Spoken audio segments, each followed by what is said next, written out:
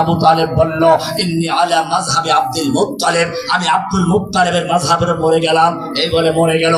ইতিহাস পড়ুন, কোরআন পড়ুন।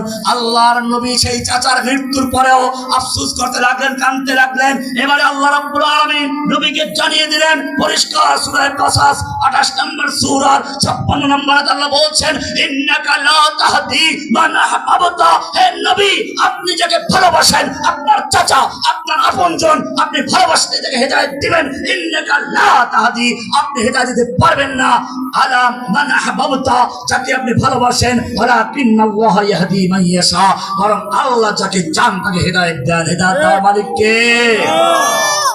নবী যেখানে হেদায়েত দেওয়ার মালিক না, এরপরে কোন ভণ্ড বাউল ফাউল যদি বলে ছড়াইয়ে নিয়ে যাবে, পার করে নিয়ে যাবে, হেদায়েত দিয়ে দিবে, মুসলমান সে মুসলমান না কাফের, সে আল্লাহর ওলি না শয়তানের ওলি।